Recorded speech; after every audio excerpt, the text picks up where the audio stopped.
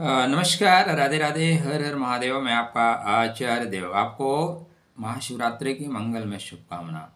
शिव जो कल्याणकारी हैं, शिव जो पाप साप ताप का समन करने वाले हैं, आपके जीवन से पाप ताप का समन हो। आज हम इस वीडियो में बात करेंगे धनु राशि, जो टारगेट हिट करने के लिए जाने जाते हैं, लक्ष्य के प्रति एकाग्रचित है, थोड़े से इसीलिए रिजिट है। बुध महाराज मीन राशि में प्रवेश कर रहे हैं। तो बुध महाराज 27 फरवरी को मीन राशि में प्रवेश करेंगे और 7 मई तक रहेंगे। काफ़ी लंबा एक अरसा मीन राशि में बुध गुजारने वाले हैं। सामान्यतः ऐसा देखने को नहीं मिलता।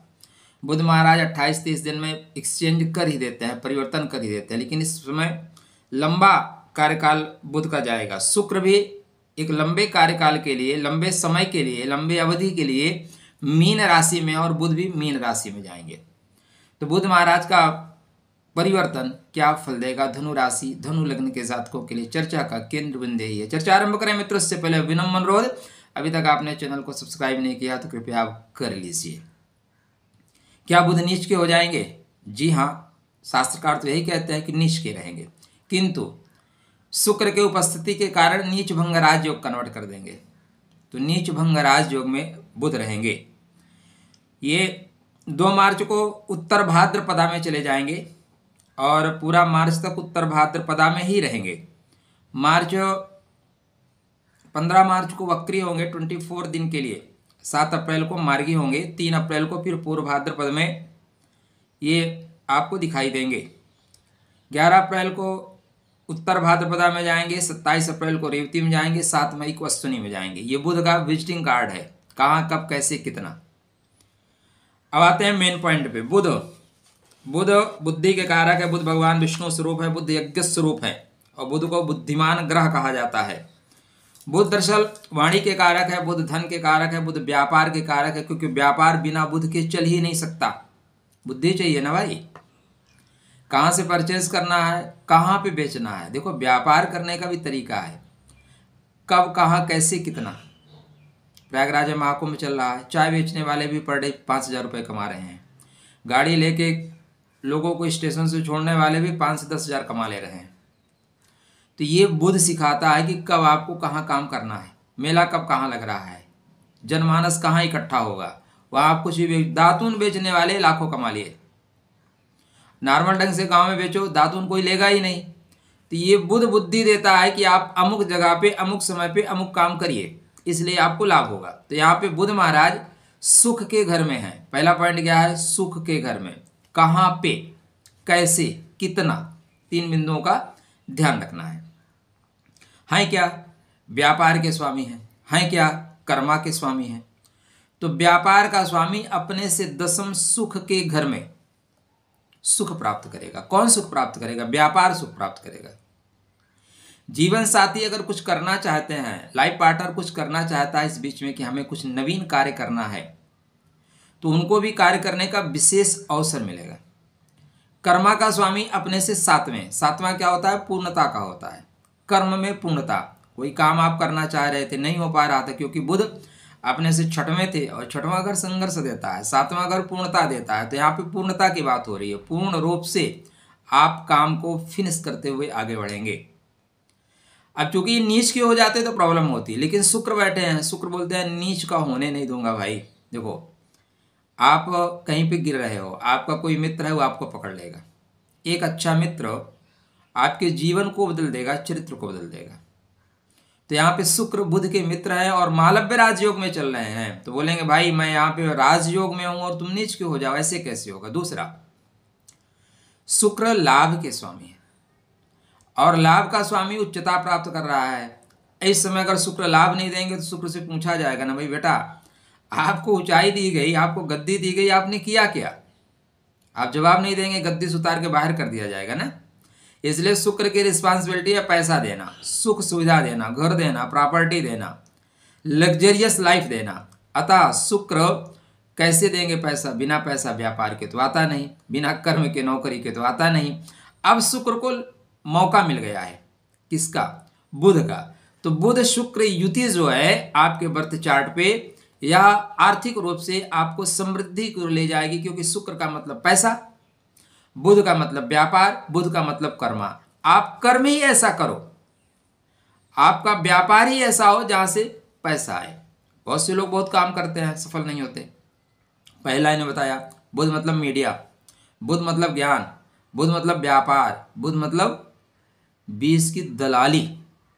तो आप कोई काम इस तरह का करें, मीडिएटर का काम करें, आप काउंसलिंग का काम करें, आप दलाली का काम करें, या कोई सामान परचेज करना चाहते हैं, बेचना चाहते हैं, बीच में बैठ के सिर्फ बैठ के दलाली करना चाहते हैं, तो भी आपका काम बहुत स्पीड से चलेगा। ध्यातव्य ये रहे कि आपको कहाँ, कब, कैसे, कितना करना है। वर्क मतलब आपका कहाँ पे प्लेस कौन सा होगा जहाँ पे आप वर्क करोगे। तो पॉइंट कहाँ आ रहा है, सुख के घर में, भूमि भवन वाहन के घर में। तो जितनी भी दुनिया की लग्जरियस आइटम है, जो घर में नित्य उपयोग की सामग्रियां हैं, उसमें आपको डेफिनेटली लाभ होगा। चाहे वो घर के आप फर्नीचर बेचो, चाहे पेंट बेचो, चाहे घर को सुंदर बनाओ, चाहे घर बेचो, चाहे फ्लैट बेचो, भूमि बेचो, गाड़ी बेचो। घर को सुंदर बनाने के लिए या गृह उपयोग की जितनी भी सामग्रियां हैं, वहां पे आप लाभ डेफिनेटली प्राप्त करोगे। बैंकिंग का काम करना चाहते हो, बैंक सेक्टर में डेफिनेटली आपको लाभ होगा। यह बुध महाराज क्योंकि कुछ दिन के लिए नहीं, बहुत लंबे अरसे के लिए 7 मई तक के लिए यहीं पे रहेंगे, 7 मई तक के लिए। और शुक्र इनको नीच क्यों होने नहीं देंगे।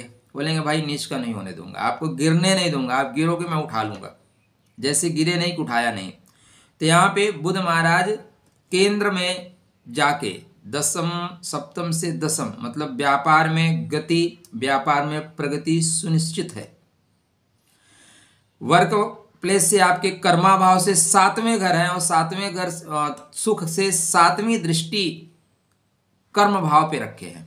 देखो जो भी ग्रह जहां बैठता है उससे ज्यादा महत्वपूर्ण ये भी होता है कि उसकी दृष्टि कहाँ है। हम बैठे हैं ना, यहाँ पे बैठे हैं, आसपास हमारी दृष्टि कम रहेगी, अगल बगल कुछ देर में देखेंगे, लेकिन सामने हमारी दृष्टि 24 आवर में लगभग 20 आवर्स रहेगी। सामने क्या हो रहा है, सामने से कोई आ रहा है, जा रहा है, सामने की दृष्टि बहुत गजब की होती है। और बुध की यहाँ पे जो दृष्टि है उच्च की दृष्टि है, पॉइंट याद रखिएगा।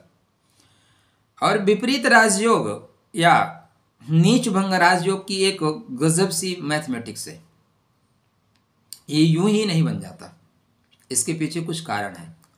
आप परेशान हैं और उस परेशानी में कोई मित्र आपको सपोर्ट करे, उस मित्र का आप बल लेके इतना बढ़िया काम करते हो। जैसे कर्ण था, कर्ण को क्या है, कहीं सपोर्ट नहीं मिल रहा था, दुर्योधन ने सपोर्ट कर दिया, हल्का सा सपोर्ट कर दिया। अंगराज एक ऐसा राज जहाँ पे वो प्रदेश ही बहुत शोषित प्रदेश था, वहाँ कुछ था ही नहीं, बना दिया राजा।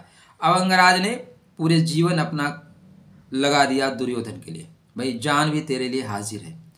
ऐसे ही स्थितियां होती हैं, हम परेशान होते हैं और कोई व्यक्ति हमें सपोर्ट कर देता है, उसके लिए हम लग जाते हैं। या कोई ऐसा अवसर, हम परेशान हैं, पुलिस हमें परेशान कर रही है, कोई हमारा मित्र मिल गया, मंत्री है, मित्र मिल गया, अधिकारी है, हम उसके पास जाके बैठ गए, उसने हमें चुनाव ला दिया, हम बन गए। उसके बाद जो पुलिस वाले परेशान कर रहे थे वही आके जय हिंद श्रीमान करेंगे, सलूट मारेंगे। तो इसको बोलते हैं नीच भंग राजयोग या विपरीत राजयोग। दोनों की स्थिति लगभग एक जैसी होती है। इसमें नॉर्मल दिन में, नॉर्मल समय में यदि आप 10 रुपए कमा रहे हैं, तो विपरीत राजयोग या नीच भंग राजयोग में आप 3 गुना पैसा या 3 गुना गति आपकी होनी निश्चित है। तो 3 गुना भागना है आपको। अगर 100 कमा रहे हो तो 300, 1000 तो 3000, इस गति से आप भागेंगे। चेक कर लीजिए, यह एक गोचर है, गोचर 48 से 52% ही असर करता है। शेष आपकी महादशा, अंतरदशा भी सपोर्ट करनी चाहिए, तभी यह फल पूर्णतया फलित होगा। लेकिन बुध का गोचर निश्चित रूप से आपके सुख में वृद्धि करने वाला है, आपके व्यापार में गति देने वाला है, जीवन साथी के करियर में प्रगति देने वाला है, घर में सुख साधन के उपभोग की सामग्री को बढ़ाने वाला है। इसलिए ओम गम गणपतये नमः। आज महाशिवरात्रि का पर्व है, गणेश जी की आराधना करिए। राधे राधे, जय श्री कृष्णा, हर हर महादेव।